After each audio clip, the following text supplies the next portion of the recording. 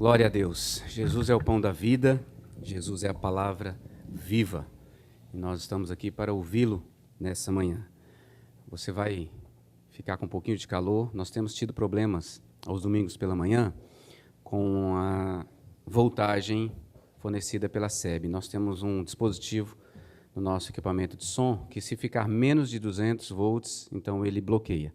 E aí, desligando aqui o nosso ar, acho que a gente vai conseguir ter o som mecânico aqui para nos ajudar. Então, nós vamos passar um calorzinho maior hoje, ok? Vamos colocar diante do Senhor nossa vida, falar com Ele, agradecê-lo por essa manhã onde Ele nos reúne para nos alimentar espiritualmente, onde celebraremos a ceia também e ouvir a sua voz. Convido você a fechar os seus olhos. Pai, nós louvamos o Teu nome por essa manhã e estarmos aqui, o Senhor que nos trouxe, e o nosso coração é guiado pelo Teu Espírito. Pedimos que Tu abras a nossa mente para recebermos o Teu ensino. Saímos aqui transformados por Tua palavra. Nosso coração sempre anseie essa palavra. E nos dediquemos a ouvir a voz do Senhor por meio dela. Somos gratos por aquilo que o Senhor tem feito, por aquilo que o Senhor fará, para que o Teu nome seja conhecido e receba glória em todo o mundo. Pois nós Te pedimos, orando em nome do nosso Salvador Jesus Cristo, a palavra viva. Amém. O discípulo de Jesus Cristo, seguidor de Jesus Cristo, ele ama a palavra de Deus. Ele deseja ansiosamente ler, ouvir a voz do Senhor por meio dessa palavra, ser preenchido, tomado por essa palavra. Veja o que o salmista, no Salmo 119, no verso 20, diz: consumida está a minha alma por desejar incessantemente os teus juízos. No verso de número 24, ele diz: com efeito, os teus testemunhos são o meu prazer, são os meus conselheiros. Então o salmista mostra a alegria dele, o desejo que a sua alma tem, o prazer que ele experimenta na palavra de Deus. E eu sei que você que está lendo essa palavra continuamente, é porque você, como seguidor de Jesus Cristo, quer ser tomado por essa palavra, guiado por essa palavra, fortalecido por essa palavra, transformado por essa palavra. Nossa leitura, desde o dia 1º de outubro, do plano bíblico, tem sido nos evangelhos. Uma excelente caminhada, porque estamos conhecendo melhor Jesus Cristo, nosso Senhor e nosso Salvador. Então eu te pergunto, o que nessa semana da leitura que você fez, lemos os 4 evangelhos, textos dos 4 evangelhos, o que você leu da narrativa bíblica dessa semana que mais encheu o seu coração? O que mais tomou o seu coração e te deu alegria? Será a cura da filha de uma mulher que não era do povo judeu, era gentia, mas que clama e Jesus percebe a sua fé e cura a sua filha? Ou seria a multiplicação de pães e peixes por 2 vezes? Jesus faz isso, uma vez inclinado ou incentivado pelos seus discípulos e outra vez ele mesmo? Será que o que encheu a sua alma, o seu coração nessa semana foi Jesus acalmando a tempestade, mostrando o seu poder sobre a natureza e assim trazendo encorajamento aos seus discípulos, tímidos em sua fé? Seria Jesus libertando um homem endemoniado que vivia por longos anos no cemitério, possuídos por uma legião de demônios? E você vê o amor e o cuidado de Jesus por quem sofre? Seria a cura da mulher que tinha tanta fé que entendia que se ela apenas tocasse em Jesus, ela seria curada? O que encheu a sua vida essa semana? Talvez a ressurreição de uma criança de 12 anos, uma menina, que morre, mas que Jesus vai até lá e ressuscita. Queridos, riquíssimas narrativas sobre a compaixão, o amor, o cuidado de Jesus Cristo com aqueles que sofrem. com aqueles que precisam do seu favor. Fica claro nessas narrativas que eu citei, em várias outras, que Jesus se preocupa com quem sofre. Ele está atento à dor das pessoas. Jesus não está apenas pensando em si mesmo. Ele está atento à dor da alma, do físico, do coração de cada uma das pessoas. E o texto bíblico nos ensina que Jesus se identifica comigo e com você. Hebreus 2, 17 e 18 ensina o seguinte: por isso mesmo convinha que em todas as coisas se tornasse semelhante aos irmãos, para ser misericordioso e fiel sumo sacerdote nas coisas referentes a Deus e para fazer propiciação pelos pecados do povo, pois naquilo que ele mesmo sofreu, tendo sido tentado, é poderoso para socorrer os que são tentados. Então veja, Jesus, o texto fala sobre Jesus, e você pode ler lá depois, a partir do verso 14 do capítulo 2 de Hebreus. Jesus em todas as coisas se tornou semelhante a mim e a você. Então ele enfrentou todas as lutas, todas as tentações que eu e você enfrentamos. E ele passou por isso para que naquilo que ele mesmo sofreu, tendo sido tentado, mas não pecado, ele pode me socorrer e te socorrer. Hebreus 4,15 diz assim: porque não temos sumo sacerdote que não possa compadecer-se das nossas fraquezas, antes foi ele tentado em todas as coisas à nossa semelhança, sem pecado. Jesus sabe o que você sente. Ele sabe das suas dores, ele sabe das tentações, e ele é aquele que pode te socorrer. Então, no meio de tanta manifestação graciosa do favor de Jesus, em Mateus capítulo 14, nós vemos Jesus sofrendo. E não se trata ainda de enfrentar a cruz. Abra sua Bíblia em Mateus capítulo 12. A partir do verso de número 12, nós vemos como que Jesus sofre e mesmo assim continua atento ao sofrimento humano, agindo para socorrer quem sofre. Mateus 14, a partir do verso de número 12,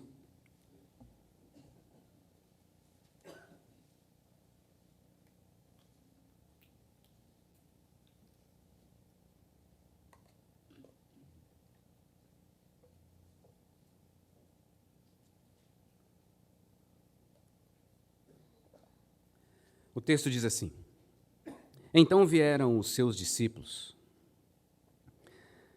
levaram o corpo e o sepultaram. Depois foram e anunciaram a Jesus. Jesus, ouvindo isto, retirou-se dali num barco para um lugar deserto à parte. Sabendo as multidões, vieram das cidades seguindo-o por terra. Desembarcando, viu Jesus uma grande multidão. Compadeceu-se dela e curou os seus enfermos. Ao cair da tarde, vieram os discípulos a Jesus e lhe disseram: o lugar é deserto e vai adiantada a hora. Despede, pois, as multidões para que, indo pelas aldeias, comprem para si o que comer. Jesus, porém, lhes disse: não precisam retirar-se. Dai-lhes vós mesmos de comer. Mas eles responderam: não temos aqui senão 5 pães e 2 peixes. Então ele disse: trazei-mos. E tendo mandado que a multidão se assentasse sobre a relva, tomando os 5 pães e os 2 peixes, erguendo os olhos ao céu, os abençoou. Depois, tendo partido os pães, deu-os aos discípulos e estes às multidões. Todos comeram e se fartaram. E dos pedaços que sobejaram, recolheram ainda 12 cestos cheios. E os que comeram foram cerca de 5.000 homens, além de mulheres e crianças. Logo a seguir, compeliu Jesus os discípulos a embarcar e passar adiante dele para o outro lado, enquanto ele despedia as multidões. E, despedidas as multidões, subiu ao monte, a fim de orar sozinho. Em caindo a tarde, lá estava ele só. Entretanto, o barco já estava longe, a muitos estádios da terra, açoitado pelas ondas, porque o vento era contrário. Na quarta vigília da noite, foi Jesus ter com eles, andando por sobre o mar. Até aqui, deixa a sua Bíblia aberta, por favor. A narrativa lida gira em torno de muita emoção. No verso de número 12, nós estamos vendo os discípulos de João Batista sepultando João Batista, que foi decapitado a mando de Herodes. Jesus fica sabendo da notícia e sofre. O texto fala de uma multidão, no verso de número 14, de enfermos que vão até Jesus, e Jesus se compadece e cura. O texto fala de uma multidão que tem fome. Os discípulos estão preocupados e Jesus multiplica pães e peixes e alimenta. O texto está repleto, queridos, de Jesus lidando com o sofrimento, com a necessidade do ser humano. Mas ele também está sofrendo. E como Jesus lidou com o seu sofrimento e com o sofrimento do outro? E é isso que eu quero ver rapidamente com você nessa manhã. O texto mostra para a gente, primeiro, a má notícia desse mundo que vivemos. O sofrimento está presente e alcança a todos. E o sofrimento que nós podemos ver aqui na pessoa de Jesus se dá por causa do pecado do ser humano. Então veja, João Batista está morto, foi decapitado, e assim acontece por causa de João Batista denunciar o pecado de Herodes. Ele não poderia estar casado com a esposa do seu irmão. Levítico mostra isso para a gente, depois você pode ler em Levítico 18:16. E João Batista confrontava o pecado, e por causa disso ele foi preso, e por causa disso ele é morto. Então Jesus sofre, primeiro, como Deus, por causa do pecado presente no mundo. E ele veio exatamente para mudar essa história. Jesus morre na cruz para nos salvar, para nos libertar da escravidão do pecado. É por isso que vamos participar da ceia, como anúncio, declaração do amor que nos encontrou. Mas Jesus sofre por causa do pecado que habita na terra. Mas Jesus sofre como homem, Jesus também é homem. E como homem ele sofre porque João Batista, alguém muito importante para ele, foi assassinado por causa da pregação da palavra de Deus. João Batista era seu parente, Lucas 1:36. João Batista foi quem batizou Jesus, Mateus 3:14-17. No capítulo 11 de Mateus, você vai ver Jesus admirado sobre quem é João Batista e falando que não existiu até aquele momento ninguém maior do que João Batista. Então, João Batista era alguém que Jesus amava. Então, Jesus perde alguém muito querido, queridos. Isso traz dor ao coração. Veja o verso de número 13. Ouvindo isto, Jesus se retira num barco e ele quer ir para um lugar deserto, à parte. O que Jesus quer fazer? O texto não diz se Jesus chora. O texto diz apenas que Jesus quer ficar sozinho. É óbvio, diante de uma notícia dessa, e diante de olhar para a maldade humana por causa do pecado praticada por Herodes, Jesus quer ficar sozinho, quer refletir, quer meditar, quer buscar o Pai. E por que a gente sabe disso? Por causa do verso de número 23. Depois que Jesus cura os enfermos, depois que Jesus multiplica pães e peixes, depois que Jesus manda os discípulos irem para o outro lado, o verso 23 diz que Jesus sobe ao monte, a fim de orar sozinho. E ele fica lá até a quarta vigília da noite, entre 3 e 6 da manhã. Jesus precisava conversar com o Pai. Jesus precisava, talvez, chorar na presença do Pai. O pecado, queridos, é o que promove sofrimento na minha e na sua vida. E nós vemos Jesus sofrendo porque João Batista morreu, mas porque o pecado está habitando na vida do ser humano e ele não tem forças em si mesmo para resistir. Então isso traz dor ao coração do nosso Senhor. Apenas em duas situações específicas o texto diz que Jesus chorou. Foi diante da morte de seu amigo Lázaro, quando vê as irmãs de Lázaro chorando. E quando ele está diante de Jerusalém, e ele lembra que o povo rejeitou a palavra de salvação do Evangelho. E que, em breve, aquela cidade vai ser destruída. O que aconteceria no ano 70. Queridos, Jesus não nega o seu sofrimento. Ele está diante do sofrimento. Ele quer ficar sozinho, ele precisa refletir, meditar. Ele não foge. Ele simplesmente deixa para tratar desse sofrimento daqui a pouco. Então veja, primeiro, o que Jesus ensina para a gente? Não negue o sofrimento. Está doendo? Então, assuma, está doendo. Há sofrimento? Há sofrimento. Não negue.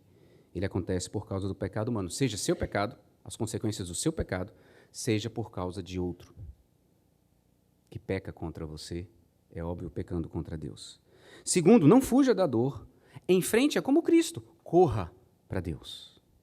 Vá pensar, vá refletir e vai buscar forças no Pai, que tem todo o poder. Jesus já ensinou isso em Mateus. Entra no teu quarto, fala com teu pai em secreto. Teu pai vai te ouvir. E aqui ele diz, às vezes não é no quarto, às vezes é no monte, mas é sozinho com Deus. Ele manda os discípulos irem para o outro lado. Então leve ao Pai que te criou, ao Filho que se identifica com a sua dor e ao Espírito Santo, que é quem age sobre a sua vida, aquilo que te traz dor e sofrimento. Porque o socorro do Senhor vem. Jesus queria estar sozinho. Ele desejava entrar em comunhão solitária com o Pai. Quem sabe até mesmo interceder por seu inimigo, que era Herodes. Como ele ensina em Mateus 5, 43 e 44. Queridos, a morte de João Batista lembra Jesus, e eu penso, com uma singular intensidade, a proximidade da sua própria morte, para dar para mim e para você vitória sobre o pecado. Esse pecado que Herodes não conseguia vencer. Então essa é a má notícia. O pecado leva ao sofrimento. Não há nada que você consiga fazer por nós mesmos para vencer o pecado e estar reconciliado com Deus. Mas nós temos a boa notícia. É que mesmo em meio à sua dor pessoal, Jesus é instrumento de Deus para dar uma resposta à dor do outro. Entre o espaço de que Jesus quer ficar sozinho e ele conseguir ficar sozinho para falar com o Pai, colocar o seu coração diante do Pai, ele cura uma multidão de enfermos, ele alimenta uma multidão de famintos. E eu vou deixar para outro momento entrar com mais detalhes nisso aqui, mas eu queria que você guardasse isso. Mesmo em meio à sua dor, ao seu sofrimento, Deus vai levar pessoas até você. E você vai deixar seu sofrimento, sua dor um pouquinho de lado. E vai ser instrumento nas mãos de Deus para cuidar das pessoas que Ele levou até você. Porque é Ele que faz isso. Jesus quer ficar sozinho. Ele vai por água. As multidões ficam sabendo, vão por terra. Quando Ele chega, as pessoas estão lá e Ele compadece. Ele fica tomado de compaixão por aquelas pessoas que lá estão. Um sentimento piedoso de simpatia para com a dor pessoal de outro, acompanhado do desejo de minorá-la. É o que diz o dicionário. Então, quantas vezes eu e você vamos estar lutando com a nossa dor, com o nosso sofrimento, e Deus vai trazer alguém até você, para você ser um instrumento de Deus, para ajudar essa pessoa, para saciar a sua sede, talvez espiritual, com a pregação do Evangelho. Mas talvez acolhendo, abraçando, chorando juntos. Querido, isso é maravilhoso. É por isso que nós somos igreja. Isso é o Evangelho. O corpo de Cristo é isso, um cuidando do outro, mesmo quando eu estou sofrendo. Jesus não diz para aquelas pessoas, quando elas chegam até Ele, algo como, olha, eu preciso ficar sozinho, eu vim para esse lugar deserto para ficar sozinho, eu quero refletir sobre a minha dor, João Batista morreu, estou preocupado, estou sofrendo, voltem para casa e depois, mais tarde, vocês venham aqui. Ele não faz isso. O texto diz que ele não pode não fazer nada diante da dor do outro. E Jesus não mudou. Essa é a beleza do Evangelho. Jesus nos ensina. Discípulos cuidam uns dos outros, mesmo que estejam sofrendo. E por último, Jesus é aquele que multiplica os recursos que tantas vezes eu e você não temos para cuidar dos outros.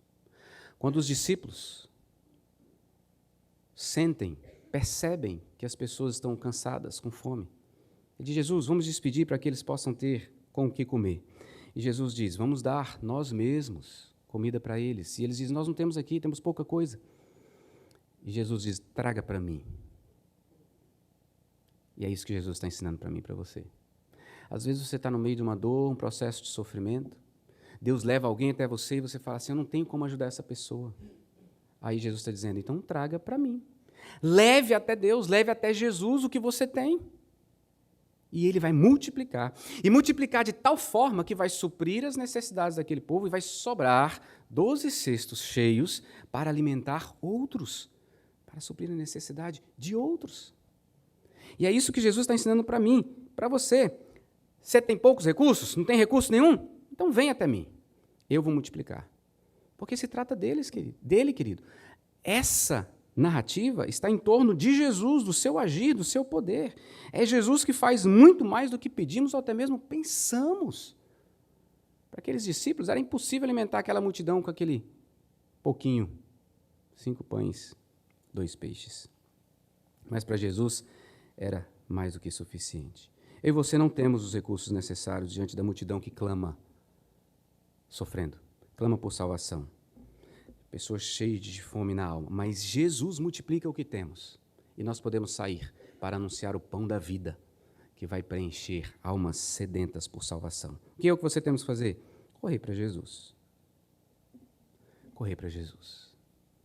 É por causa do pecado do ser humano que Jesus é morto na cruz. Sob 2 perspectivas. Primeiro, os homens tinham inveja, os homens tinham orgulho, os homens eram maus, os homens tramam e matam Jesus porque ele ameaçava o status quo da religião judaica. Então, o pecado daqueles homens leva Jesus para a cruz. E Deus usa o pecado do ser humano para cumprir os seus propósitos, como usou desses homens. Porque é Deus quem leva Jesus, e essa é outra perspectiva. Deus é quem leva Jesus para a cruz, por causa do meu e do seu pecado. Jesus é 100% homem, 100% Deus. Se identifica com o meu pecado, com a minha dor, com o meu sofrimento, com o pecado que gera isso em mim.